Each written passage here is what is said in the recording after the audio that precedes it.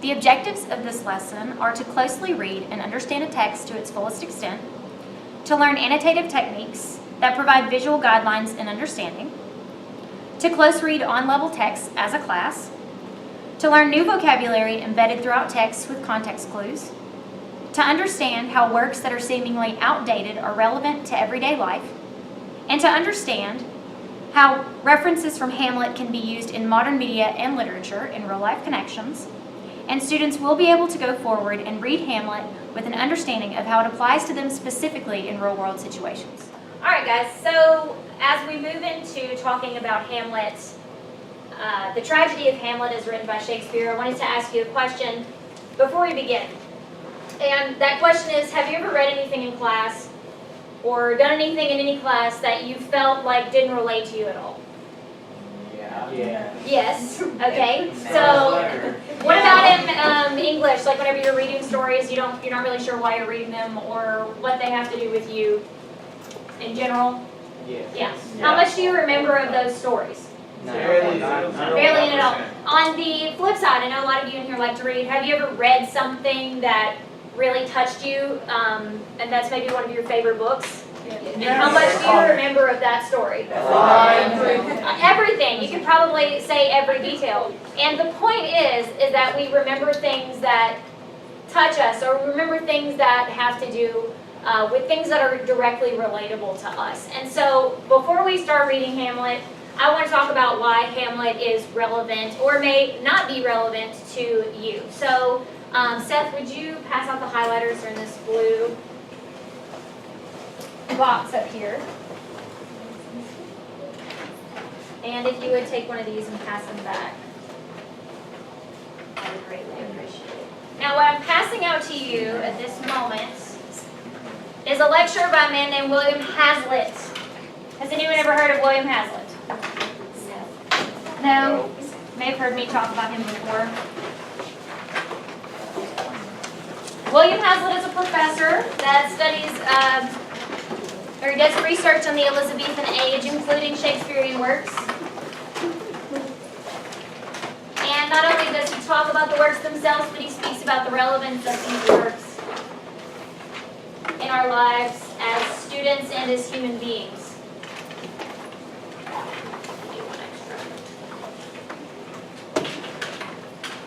So what I'm going to do is I'm going to put this lecture up on the document reader, and I'm going to read it to you as well, and then I'll give you some examples of what I want you to do. Before we read, I want you to look at the bottom in the bold. It's a little bit bigger than the rest of the writing. It says, starts with the word quote. And it says, quote at least 3 phrases from Hazlitt's lecture that you personally identify with. Now, what I want you to do is take your highlighter, and as we read, I want you to highlight 3 separate quotes, pieces of sentences, something that you feel like resonates with you personally. Whether it is something that you've gone through, something you've experienced yourself, something that you've been in contact with but maybe not personally experienced, anything like that. At the bottom, underneath those instructions, there are 3 direct quotes from Hamlet, the actual play itself. What I want you to do is I want you to choose one of those quotes that you feel relates to you the most. And I'll read them and kind of explain them to you in context before we move on. But first, what I want to do is I want to read this lecture, and it is titled, Why Read Hamlet? And this section of the lecture is called, How is Hamlet Relevant to You? Hamlet is a name. His speeches and sayings, but the idle coinage of the poet's brain. What then, are they not real? They are as real as our own thoughts. Their reality is in the reader's mind. It is we who are Hamlet. This play has a prophetic truth, which is above that of history. Whoever has become thoughtful and melancholy throughout his own mishaps or those of others, whoever has borne about him the clouded brow of reflection and thought to himself, too much is the sun, whoever has seen the golden lamp of day dimmed by envious mists, rising in his own breast, and could find in the world before him only a dull blank, with nothing left remarkable in it. Whoever has known the pangs of despised love, the insolences of office, or the spurns which patient merit of the unworthy takes. He who has felt his mind sink within him, and sadness cling to his heart like a malady, who has had his hopes blighted and his youth staggered by the apparitions of strange things, who cannot well be at ease while he sees evil hovering near him like a specter, whose powers of action have been eaten up by thought, he to whom the universe seems infinite and himself nothing, whose bitterness of soul makes him careless of consequences, and who goes to a play at his best resources to shove off, to a second remove the evils of life by a mock representation of them. This is the true Hamlet. We have been so used to this tragedy that we hardly know how to criticize it any more than we should know how to describe our own faces. But we must make such observations as we can. It is one of Shakespeare's plays that we think of the oftenest because it abounds most in striking reflections on human life, and because of the distress of Hamlet are transferred by the turn of his mind to the general account of humanity. Whatever happens to him we apply to ourselves, because what applies to himself as a means of general reasoning. He is a great moralizer, and what makes him worth attending to is that he moralizes his own feelings and his own experience. He is not a commonplace pedant. If King Lear is distinguished by the greatest depths of passion, Hamlet is the most remarkable for the ingenuity, originality, and unstudied development of character, of human character. So Hamlet delves deepest within to the reaches of our soul that we don't necessarily want to go into, and that is why it has outlasted many other plays of the ages. At the bottom there are 3 quotes from Hamlet. You'll see 2 are from Hamlet himself, and 1 is from Queen Gertrude, which is Hamlet's mother. And the first one from Hamlet says, "Frailty, thy name is woman. A little month ere those shoes were old with which she followed my poor father's body, like Niobe all tears, why she, even she, O God, a beast that wants discourse of reason would have mourned longer." And this is where Hamlet is saying that women can't be trusted, that women are frail, that his father hasn't even been dead a month, and his mother's already married someone else, and that's upset him greatly, if you can imagine being in those shoes. So he says, "Frailty, thy name is woman." Basically, women can't be trusted. I can't believe my mother wasn't stronger. Things like that. So if you feel like that's something that may apply to you, you can highlight that one. The second one is, to be or not to be. That is the question. Whether 'tis nobler in the mind to suffer the slings and arrows of outrageous fortune, or to take arms against a sea of troubles, and by opposing them, to die, to sleep no more. Does anyone know what that means, to be or not to be? He's contemplating suicide. Yes, in the most basic form. To be or not to be, to live or to die. Should I go through this world and suffer the slings and the arrows of these outrageous fortunes, to take arms against these seas of troubles, or should I just die, oppose them, and sleep no more? So if you feel like that's something that resonates within you, you could highlight that one. And the third one is Gertrude, Queen Gertrude at a funeral. She says, "Sweets to the sweet, farewell," and she throws flowers on the grave. "I hope thou shouldst been my Hamlet's wife. I thought thy bride bed to have decked, sweet maid, and not have strewed thy grave." So in this one we see the mourning of the loss of another human life. So in our first one we have strife against possibly the opposite sex, maybe relationship troubles. And the second one is a conflict within ourselves, contemplation against the meaning of life.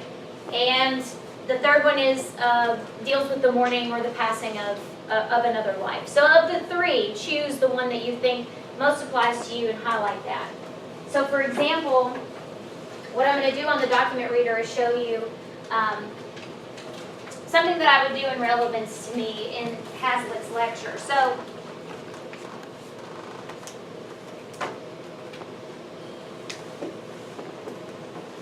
here he starts to talk about the things that Hamlet deals with. Whoever is born about him the clouded brow of reflection, whoever's been lost in thought, whenever you're daydreaming, too much is the sun, whenever you feel like you can't go outside because it's almost too much. Find the world a dull blank with nothing left remarkable in it. The pangs of despised love, the insolences of office, or the spurn which merit the unworthy takes. I think that this one would be me, or one that I would definitely deal with. You don't have to use this one, but this is one that I would highlight. He who has felt his mind sink within him, and sadness cling to his heart like a malady. And you know, melancholy, somewhere up here at the top, melancholy means to be sad. Whoever has been thoughtful and melancholy, so thoughtfulness, sadness, those types of feelings. So I want you to find 3 different things in the lecture and then one of the quotes from Hamlet. And if you turn your paper over, there is a section for quotes, and there's a section for reflection. What I want you to do is I want you to identify the 3 quotes that you've chosen. I want you to pick 2 from the lecture and 1 directly from Hamlet. I want you to identify them in the quote section. So write up the whole quote? You don't have to write the whole quote, you just need to identify it. So you know maybe the start and the end point. And that way when you write a full reflection, you can go back and find it a little bit more easily. So take a few seconds to do that. 2 from the lecture, and you can use 1 from the actual play. Yeah. So once you've identified your 3 quotes, we're going to use Jane Schaefer's technique of writing. What I want you to do is take each quote and write 2 of your own ideas of reflection for each quote. So 3 times 2 is 6. So you should have 6 sentences at least. There should be 2 points of reflection for each quote that you choose. And a reflection you can write in first person. It can be anything that you think about how this quote relates to you, why it rings so true to you, whether that's from your own experience or maybe something that you've seen someone else experience.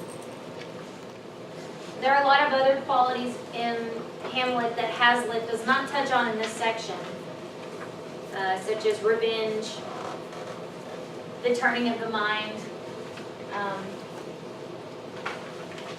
asking ourselves if we really are crazy or if we just think we are. All right, so I'm going to give you a couple more minutes to kind of gather your thoughts, get out everything that you want to get out. It doesn't need to be perfect now. I just kind of want you to be able to see your ideas on paper so that you can come back to them in just a second.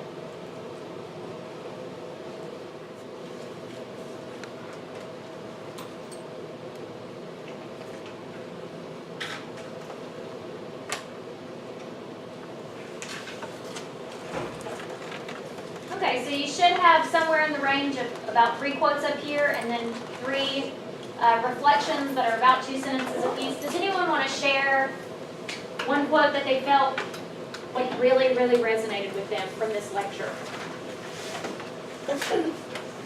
Sydney? Whose powers of action have been eaten up by thought, and then my reflection was there have been times when I've become lost in thought and trapped there powerlessly, because other people's actions have left me helpless and fixed in any of the situations. Absolutely. Anyone who's ever been lost in their own thoughts, I know that you've experienced that, where you've got something that's so heavy on your mind that you can't focus on anything else that's going on around you, even if it is important. Seth? I chose the evils of life by a mock representation of them, and my reflection was, I felt like this many times in life where it feels like everything is so bad and it can never change. But as a person, I deal with my issues much like many other funny people by just making fun of them and trying to find a way to get over them. Right. And laughter can hide many things. So coping with laughter, but sometimes that can hide a lot of things that are underneath the surface. Definitely. Tony? Whose bitterness of soul makes him careless of consequence. Like, That's a good like that's if a good one. If you're bitter and you feel like, since since your heart is like saddened and like if you're depressed and you feel like you have nothing to lose, then you might as well do whatever. Right. Whenever you feel like you've gone so far past the point and like nothing else matters, you don't care so much about your actions anymore. You could do really careless things. Yeah. One more, Kenji. I interpreted the whose power of action has been eaten up, I thought, a little bit differently recently. Yeah, sure. The way I saw it was as when you want to take action, but your own thoughts of the consequences of your action and the possibility of failure hinder you from doing that and doing what needs to be done. Definitely. So kind of in that overthinking stage where you wonder too much if your actions are going to affect other people too much or maybe cause you to fail, and that scares you into not moving. Absolutely, definitely. Those are great thoughts. I mean, and this is all exactly what Hazlitt was talking about whenever he said this is why young people need to read this literature, because young people deal with this stuff on a daily basis. So if you flip your paper over again, one more time, what you're going to do is create a thesis debate. So there is one big bubble, okay? And it says, why are we reading Shakespeare's work? It's so old. But keeping your reflections in mind, determine if Hamlet should continue to be read in today's classrooms. And I want you to develop a thesis statement that assesses the relevance or the irrelevance of Hamlet to modern young readers. And your thesis statement should be one sentence in length, no longer than one sentence, but you should be prepared to defend it. So I want you to go ahead and write this. You may start your thesis sentence with Hamlet should be read in the classroom because, or Hamlet should not be read in the classroom because. There are no right or wrong answers. So if you feel like we should not read this, I want you to tell me about it. Tell me why. And give me some backup. You can use your reflections, your own personal thoughts, things of the like. Or you might say, we shouldn't read Hamlet because I don't like Shakespeare, because I can't understand it. That's a valid point. All right, now while you continue to form those thoughts, let me just say, we're going to open the floor for discussion. However, if you come across some idea that you don't necessarily believe with very strongly, control yourself, please. But I do want to hear what you have to say. Does anyone want to present their thesis debates first? Megan, let's hear what you got. I said, yes, Hamlet should be read in the classroom because the issues brought forth in Hamlet still resonate in us young people today. And it's scary, but also comforting to know that it's almost always been this way. Very good. So we should read this because we still deal with it. It is a scary thing to talk about, but it is comforting that people in Shakespeare's time were dealing with the same issues. Yes, does anyone have any comment on Megan's thesis? My comment would bring out more of my thesis. Okay, we'll come back to you just a second, Maddie. But Seth, tell us, so your thesis debate kind of conflicts Megan's? Yeah, I actually said that Hamlet should not be read in the classroom because it although it may have stuff to do with our lives right now, and it's too archaic to be understood and useful by the average high school student. Like, okay, so it's too archaic to be used by the average high school student. What do you suggest that we do instead? I mean, there's tons of other books written by like modern day books that people actually enjoy reading, that actually hit a lot of the same points and are way more easy to understand and digest. So we've got some contemporary books that deal with the same thing. Does anybody have a rebuttal? Kenji? Actually, I wanted to add on to that. Yeah, go ahead, please. So, I actually, in this case, agree with Seth.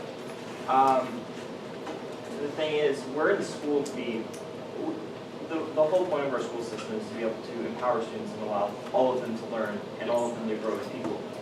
If you have something that not all of the students are going to be able to digest, then you're really not going to be accomplishing the goal of like them actually learning things in the classroom. You're going to have kids that are left behind.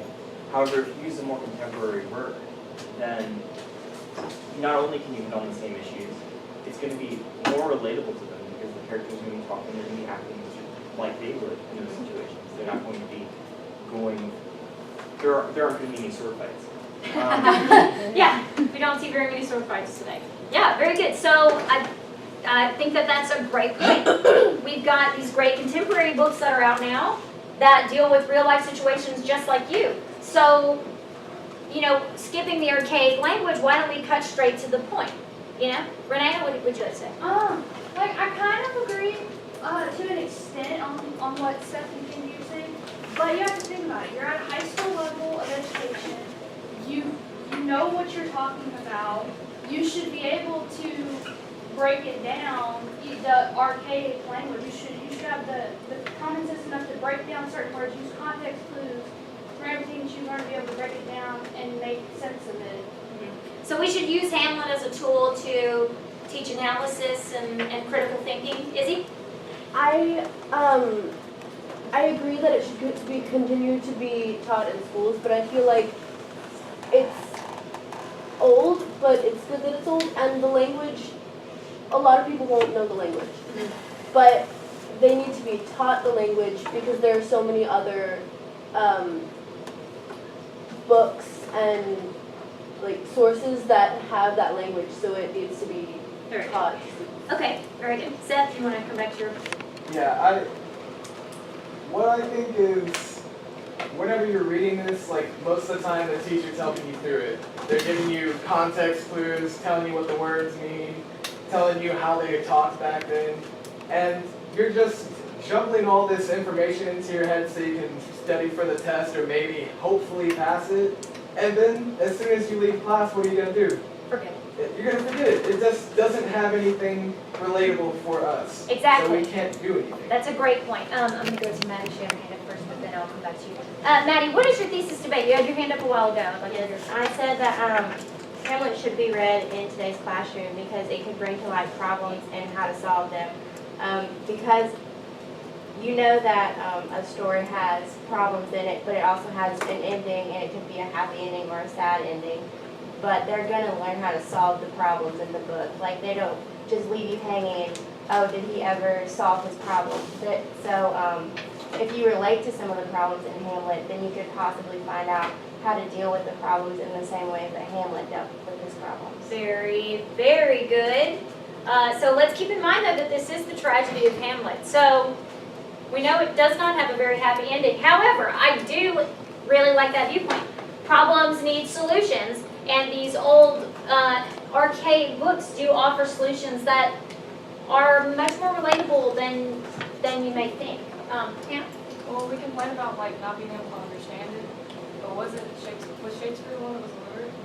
Shakespeare was the king of slang. At the time, he was the guy that was coming up with all these new ideas that people didn't really want to listen to because they thought that it was too contemporary.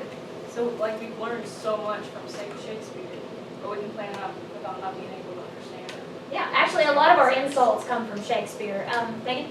To add on to Hannah's, it's all of our literary works today have come from somewhere already.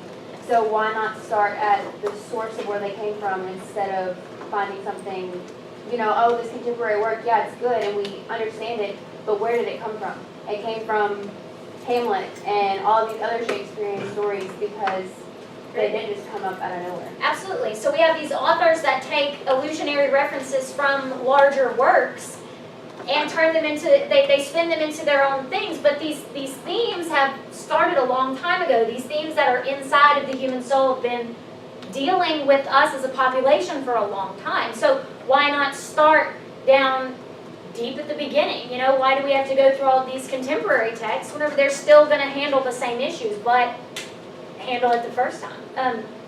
Shannon, you had your hand up. I'm going to use it from a personal experience. Sure. As the quote that Cindy used about when your mind is wrong or off. Because in 8th grade, my mom had broken her leg and she was in the hospital in Shreveport, so we really couldn't visit her. And my mind had gone so far because I missed my mom so much that to the point nothing else really mattered. Because a lot of times when you miss somebody so much that like nobody else matters, that you worry about them so much. Yeah. So if you're reading a story like Hamlet, you know, and I say in class that this might deal with something that you relate to like that, it might take your mind off of it for a few seconds, or it might help you relate. Madison, what is your thesis debate? Basing it off of what Maddie said, I said Hamlet shouldn't be read because the emotional state of the student shouldn't be brought into the classroom. Because what if, like, a teacher asks them a question and they speak how they feel about something, and then someone makes fun of them for it after they leave the classroom, like what said. Like, someone makes fun of you.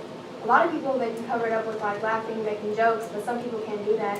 And what if it, like, starts to really get at them, and they start to, like, deteriorate? Okay, so we have separation of emotion and education, right? Where do we draw the line? Should we talk about this in class? Should we bring up depression? Should we bring up revenge and these feelings? That's the alliance. So where do we draw the line? Should we not read Hamlet because we're drawing a line? Or should we read it because it needs to be talked about? Let's go back to Sydney.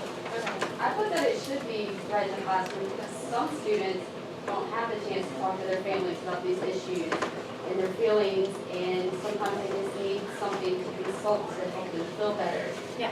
Know that everything's okay. Because this is kind of a taboo subject, right? This is a little touchy. We don't necessarily want to talk about how we feel inside, and a lot of students don't have this outlet. Tony?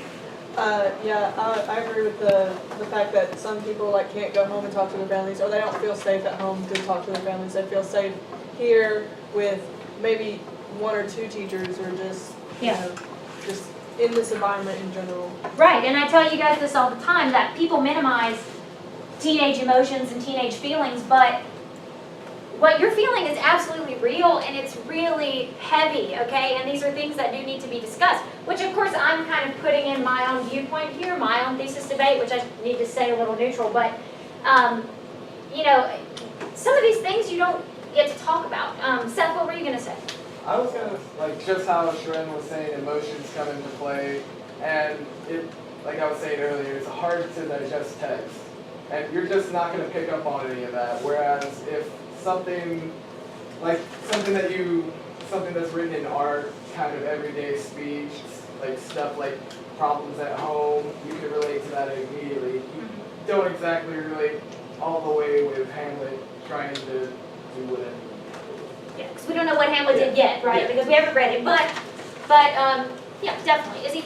I feel like we need to keep learning about like emotions in the classroom, because it's high school is supposed to teach you about like what comes after, and you have to learn about your emotions there.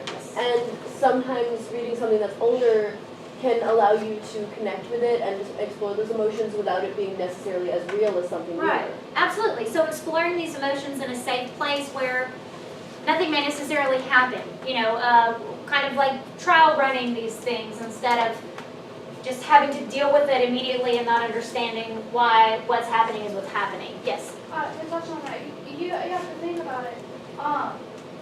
A lot of the things that you touch on, like emotional wise, there are serious issues about it, and if some people don't know about it, and we talk about it, breaking it down, it can help. If, like Tony said, you know, people go home, they don't have anybody to talk to, so coming to school and having somebody to talk to, you can break it down, other people know about it, and maybe they'll actually learn what's going on with other people and take some more responsibility to not be, you know, like so rude or anything and take things out on them, because they don't know what they're going through. Absolutely. And I love this discussion, but I think that we're kind of running down on time, so I would like to pick this back up tomorrow, sincerely, because I do want to say that you're not alone, and sometimes you feel like you are, and these texts tell you that you're not. You're not the only person that feels these feelings. It's like Megan said, it's kind of comforting to know that the way that I'm feeling right now is not the way that it's not a single incident. It's something that we all deal with. So in closing, I want to ask you to write on your reflection paper one more thing. I want you to write Why do you think, now, even if your debate was yes or no, why do you think that Hamlet is going to be relevant for you to read in this classroom, and why? Very specific to you. Whether it was yes or no, why do you think Hamlet will be relevant for you to read?